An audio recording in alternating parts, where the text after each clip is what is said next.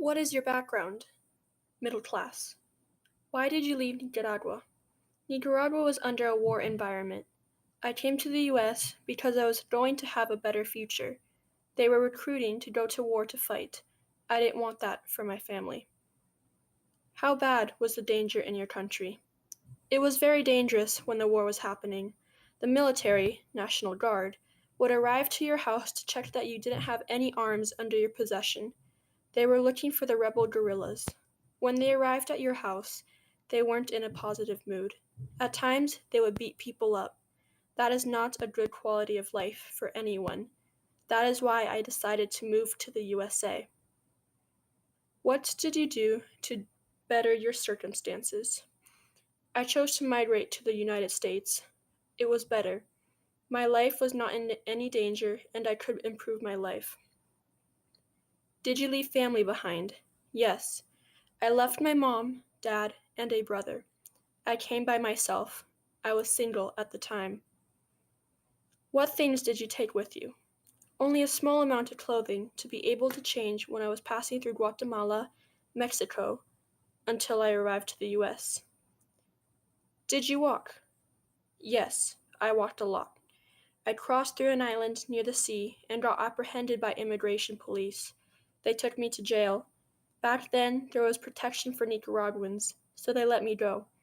I was sent to Corpus Christi, Texas. I was in a refuge camp for a month.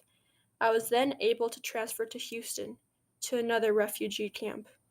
After Houston, I caught a plane over to Los Angeles. Did you have help crossing the border? A coyote was paid to help us cross the border. They know the way to get through the border. He is the guide who picks you up from your country and delivers you to the US. You got to the US by boat. Tell me about that. We had buses that took us to the Rio Grande in Mexico. They had car tires to swim us across the river.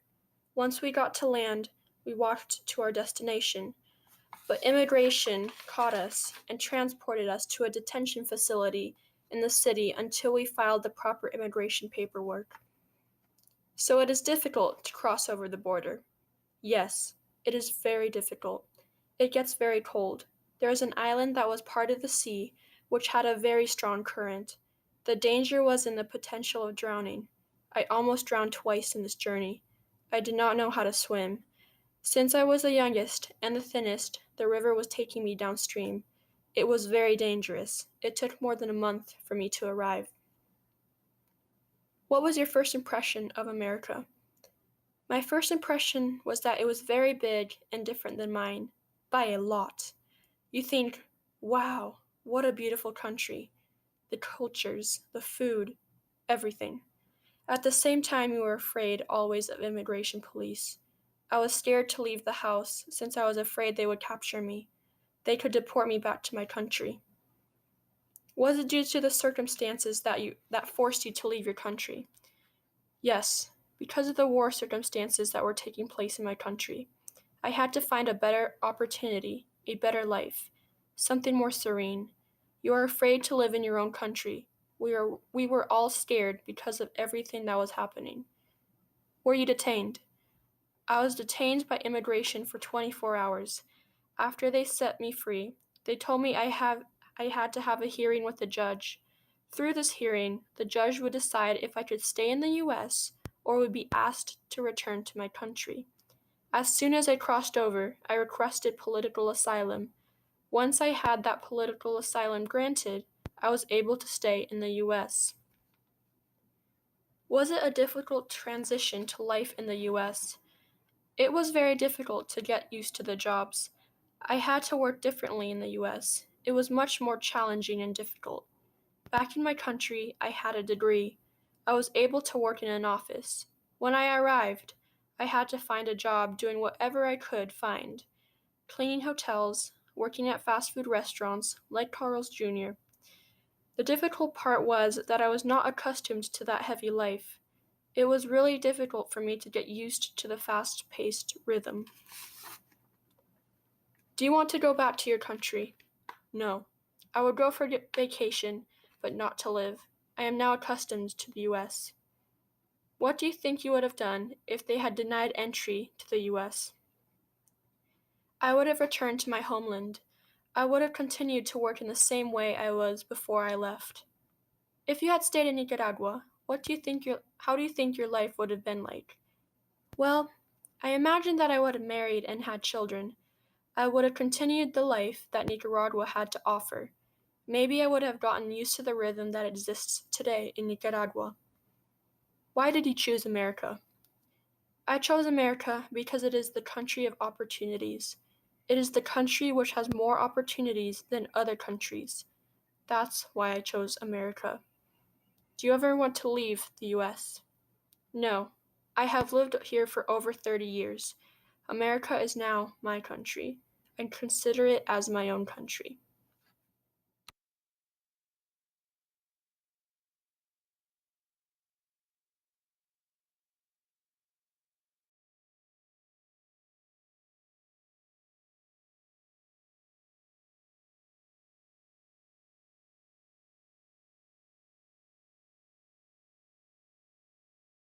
So, did you come from a well-off family or a very poor family or in between? Um, I'll say the medium class. Why did you leave your country and how are the circumstances? I don't know how you can answer it, but it was for safety reason. I mean, I cannot live there for security. I have to come as a political asylum.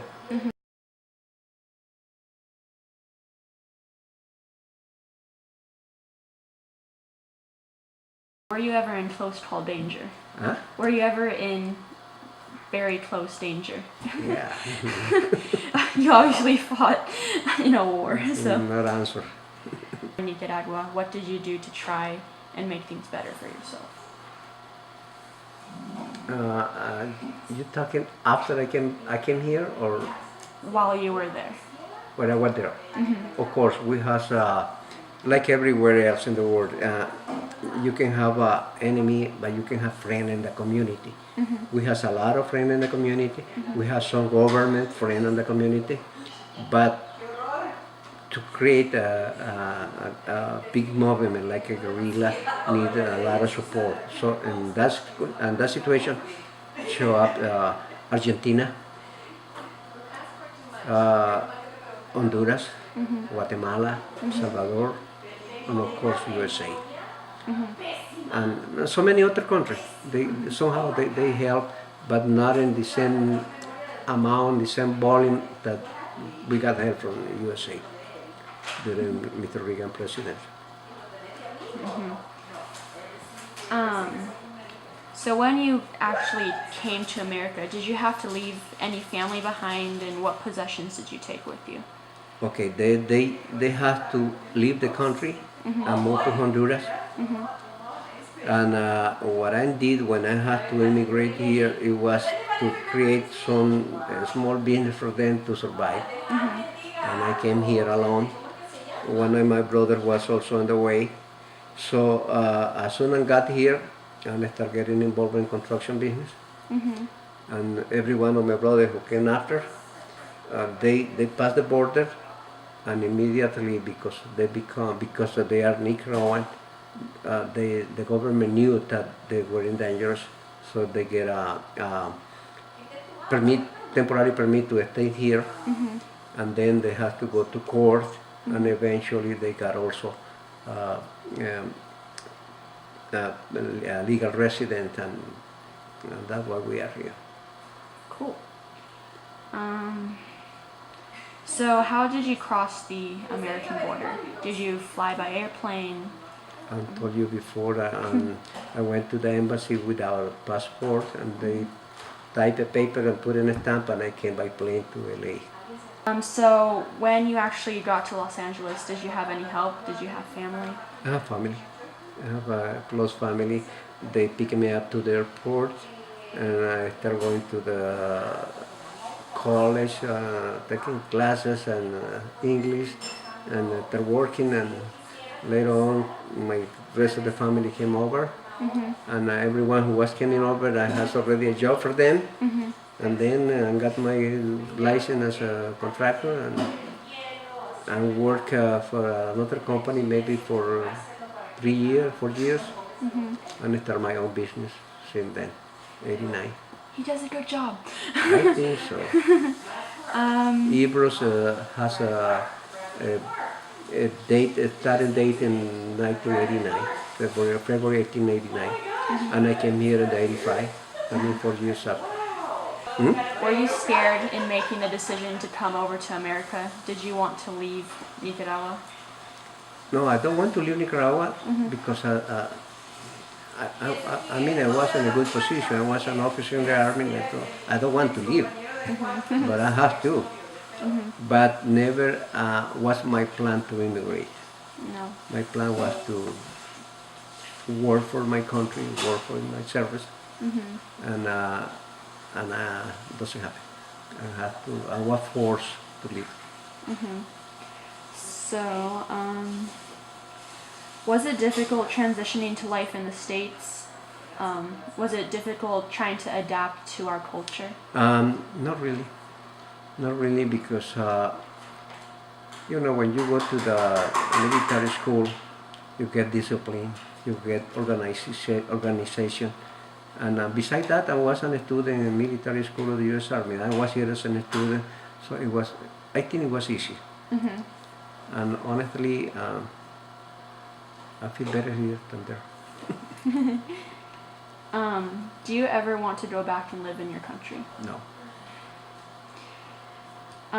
What do you think you would have done if you were denied entry into the U.S., theoretically speaking? They will talk about that.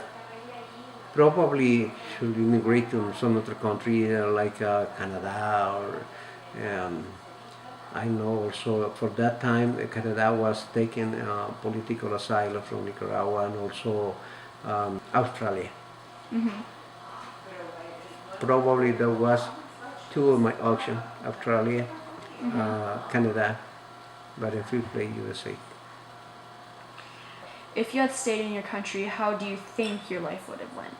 If you would have stayed in the army and just stayed in Nicaragua? No, I enjoy when I'm going vacation. I have fun there, but I doesn't feel comfortable because basically the same condition that pushed me out is still there. The same people who create the problem are the one in the government right now. Yeah. So if I go there and I don't feel too safe, however, it's a short period of time. But live there, no. You love your country. I fight. I was ready to live my life fighting for them, for my country. But it doesn't happen. We doesn't get exactly what we wanted. So at this point, I'm ready to die here.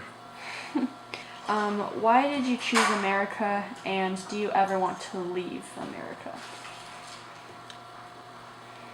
It was a pretty close connection. I was a student of the military school, founded of the military of the United States Army back in the middle of the last century.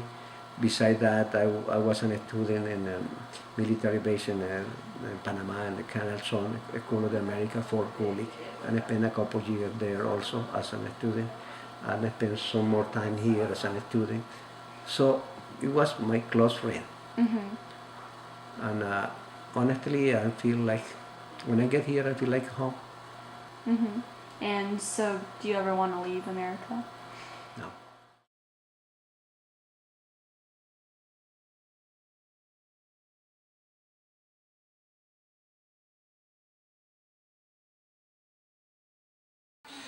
Okay, recording. So, first question is, what is your background? Did you come from a well-off family or a very poor family? I would say we were middle class. My dad was a lawyer and mom was a seamstress. So we had a house in the city and we also had a house out in a farm where dad had cattle, horses, pigs, chickens. Yeah, it was So- close to a lagoon, so it was a fun place to go. So middle class, not extremely rich, but not poor Very either. poor. No. Not very poor. And so, why did you leave Nicaragua? How are the circumstances, and were you ever in close call danger? Because I was already getting to an age that I had to go to the cotton plantations or coffee plantations. And unfortunately, a lot of the girls that will come back were either like raped, or they will go and their boyfriends were close by, and a lot of them will come back pregnant. Or so it was in very bad shape for young girls to do that. But you had to. You had to go and do it. And the reason So- why is the economy in Nicaragua was so bad. It was getting bad. That they wanted the free labor of students. So these are students that were enrolling in high school, We were in high school. and they forced you to go out to these fields. And if you didn't go out to these fields, you couldn't enroll in the schools. You had to have a certificate that you would go out to these plantations to help with picking cotton or picking coffee Yeah, beans. and they didn't care what was the outcomes for the youngsters when they come back. They really didn't care. And I know that I talked to Mom on more than a few occasions. You also left because of the revolution happening, right? It had happened 2 years before. 1979. Yeah. July 19th, 1979 is when the Sandinistas came to power. So Correct. prior to that is when the war had taken place. And we were under war circumstances, but then the Sandinistas won and the economy just got really poor. And that's when they declared, it was supposed to be a democracy, but then they declared themselves communists. And that's when my mom and dad, even though my mom and dad supported the effort of the war, that's when mom and dad said there's not going to be a future. But not the effort of communists. You Yeah, know, that's it was. not what We wanted they a didn't democracy. think that that's what it's gonna be like. The way, because it was, we have to had like a card to go get. How many people are in your family? 5 people. Okay, you're entitled to 1 pound of rice, 1 pound of beans, 2 soaps for the whole month. You know, so we were not used to that. I mean, like she said, we were not rich, but we were not poor. You know, we always had exactly what we needed whenever we needed it. And so it was so totally different than what they thought it was going to be like. And So what changed? We survived the revolution, right? What changed is the political affiliation. Is not where my parents had supported, and the educational piece was going out the window too. So So the Sandinistas promised you guys if we come into power, it'll be a democracy. that's Correct. exactly. And they turned They into- wanted Yes. to. Yes, the whole idea was to overthrow the dictatorship of Somoza one way or another. one way or another. And they did it by lying to the people. Unfortunately, Or they that did a bait happened and as well. switch, one of the two. You know. We helped a lot. We made the, remember My the, mom the, made the the- banners the- for the If you look bandanas. at the war pictures in Nicaragua, all the guerrilla soldiers would carry on their faces a black and red handkerchief. Mom made those. A lot Mom of was the kind, and mom carried wounded people in the trunk of her car yes. when the revolution was happening. And Well, my what dad's had farm done. was utilized. It was one of those key places. It was utilized where they hid weapons underground to do the coup d'état of what the equivalent of the White House in Managua. Because Tipitapa was very close to Managua. So dad was approached at the time and said, okay, we're going to need your farm. And he was actually working for the government. He was a magistrate, judge, right? Yeah. So it was pretty interesting that, we were all involved and my parents were for it, but things changed. And I know that you said if he would have refused his Refused. farm, he would have been thrown into the volcano, right? Most likely. Yeah. So when you came to America, what was your first impression of it? It was an experience because we came with our cousin to New Orleans, and from New Orleans to LAX, and of course no English. Our cousin left to go to her house. She lived there, and then the plane never take off. We were sitting there, and I was so worried. How is my mom gonna know we're not gonna be there on time? So Julie, she started crying because she wanted mama. And then a few minutes later, she was okay for a long time, but then after seeing Julissa, started crying so loud. I mean, she was bawling. She started crying. Okay, so it's like, okay, the two young ones are crying. I want to cry, but I can't. I have to be the supportive one. And I was like going crazy trying to find out, how am I going to tell my mother that we are late? Don't leave me at the airport. These two are crying and I'm like about to start doing the same thing. And but getting to that point into the into the plane, we had to go up. had to go had to up. go up an escalator, and I had my guitar on one hand, and I had luggage on the other, so I didn't have hands to hold on to the And rail. a backpack. And a backpack. And a backpack. And so I'm And looking my at this hands were thing. full too. I'm like, okay. How do what I step we it? And then do I'm like, here. I look back and the line was huge. Okay, and I'm like, hurry up. She goes, I'm going. And she kept moving her head up and down. And I'm like, really? Get up there. I said I'm going. And then when she gives the step, she banged her guitar, she banged her other hand, and she says, you see, I told you I needed more time. She was so mad at me. And then getting off, it was another like, okay, it's coming. It was hard to balance everything and figuring out this escalator thing. I didn't know what it was. And then we got to LAX and they were quiet and they were okay. And I started crying. It was my turn to cry because I was happy to see Mom. So, did you want to come to America or were you forced to? Were you scared in coming to America? I was just told we are going to United States. So you had no choice. No choice. I was given the choice by my mom. She said, Baby. well, no, because, I Mine was was leaving in my different father. circumstances. Yeah. Yeah. Her biological father is different. We share the same mom. But my dad, right, my biological dad was staying behind. He did not want to leave Nicaragua. He wanted to that was his country. He was Mr. Patriot. So my mom said, look, you are now 12 years old. You can make the choice. Mm-hmm. You could either come with me or you could stay in Nicaragua with Dad. So I was given the choice, and I wanted to be with my bossy sisters and my mom. Yeah. The other hard thing for me when we got here was when I went to school. It was going to school but not understanding what they were saying, And I was coming when you get here, they make you a test to see if you're at your grade level.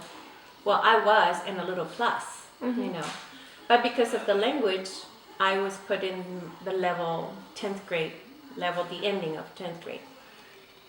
But it was bad because I couldn't understand what they were saying, and then going from doing my homework, my things individually, or just having the help of my dad. Now it's having the help of my uncle, which was very strict and very stern about the way he talked. So it was scary to ask, no, I didn't understand. So I had to suck it up and say, sure, and then turn around and cry my eyes out and figure it out at the end, figure it out myself. So it was very hard transitioning to life in America. For me, for the beginning, yeah. What about you? Was it hard? I can't say that it was that difficult. When I came in, they did put. I was technically I had finished the 6th grade in Nicaragua, and they just put me in 7th grade. Mm-hmm. I went to middle school here because of the same reason. My math skills were way above everyone else's, but because I couldn't understand the word problems, they had to put me in a lower level. So from an educational standpoint, I had no issues. And I remember that they placed me in like 4 periods of ESL, which was English as a second language. Mm-hmm. And I think the teacher was really nurturing. And I picked up the language pretty quickly. Mm-hmm. And so I did have one friend, Tatiana, who spoke a little bit of Spanish and English. So I at least had somebody at school that could help me. If I didn't understand something or where to go, then, I still got made fun of, Yes. Because, the new kid, and then my mom didn't know that I asked her for socks, and she actually gave me the boy socks, with the little bands up at the top, and I had to wear that with the dress, and people were like, ah!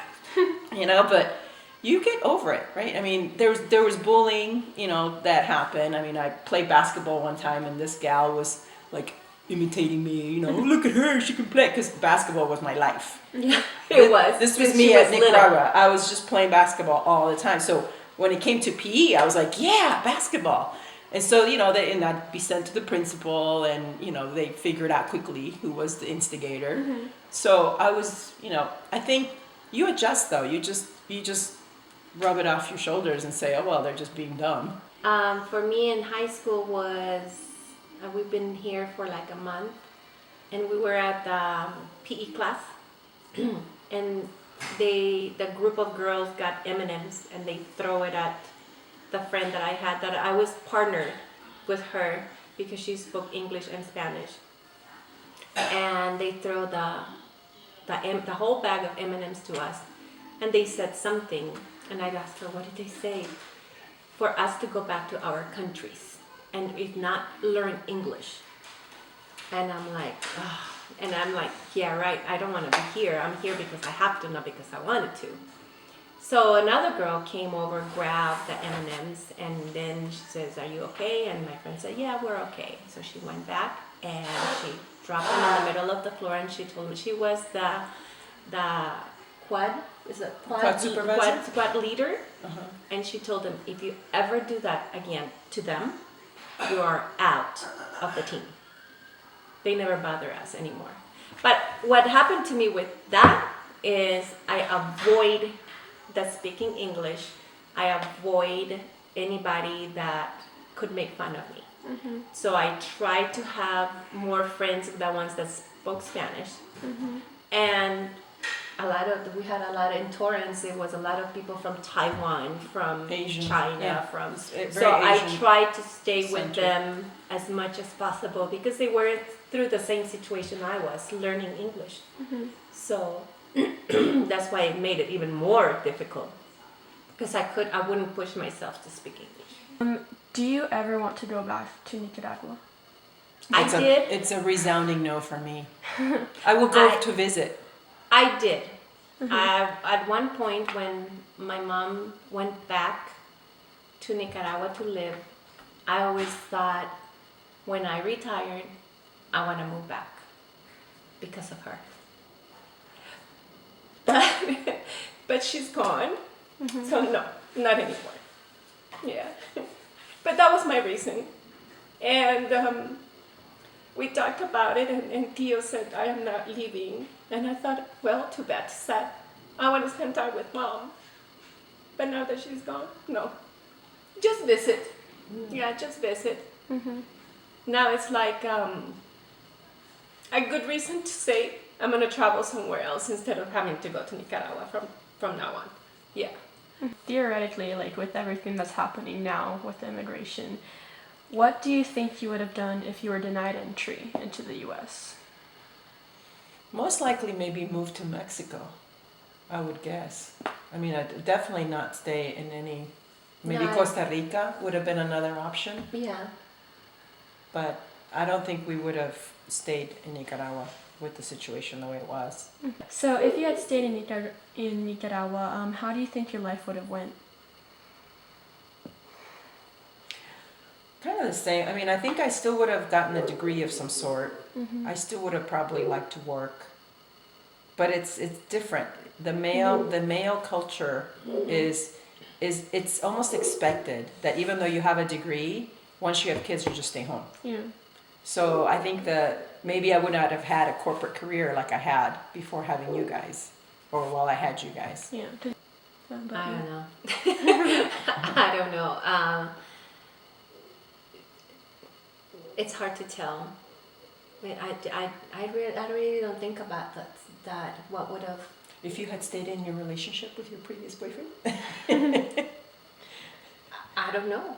Maybe she would have quit school and had babies. That was her goal. She wanted to get married and have kids. Not Come on, necessarily, stress but up. You know that's the maybe case. that would have happened. That's you what would know. have happened. But at the same time, maybe I would have tried to do like my own business somehow at home or Like something. a seamstress or something, something. because like I said, Grandma was so independent, and I love to I love to see how independent she was, and I wanted to be like that, when I grew up, and I am, So I think it would have happened somewhere somehow. Maybe my own business. I have a store, like a clothing store, something. It would have happened. I wouldn't have been like stayed home, blown. Unless you home. married a doctor or a lawyer. Why did you choose America, and do you ever want to leave? Well, we didn't choose it. Yeah. Mom did. Mom did, and she did because she had her family here. Her brother, her sister, mom, aunt, nieces, nephews. They were here. The main family was here. They were not in Nicaragua. So the best place to do, the best thing to do was come to United States because she had that support. One. Two, she was legal in the United States. So it was like a no-brainer, I don't have no problem going to United States because she was legal. She had her green card. And going back, not anymore. No. Especially now, because grandma is not there. And eventually, hopefully, I will be a grandma myself and, be here. And I want to see you guys grow up. And I want to see, if I could be of any help, I'm there for you guys. She makes so. a great babysitter. I will. Mom and Dad will travel. Tia Miros will take care of your children. Says who? I know you will want to. Oh, yeah, right. So, I don't know about you. Well, for me, I would not leave America. I mean, I've traveled the world in different parts because of my previous job, and we have it good here. We, the quality of life, I think you can't compare.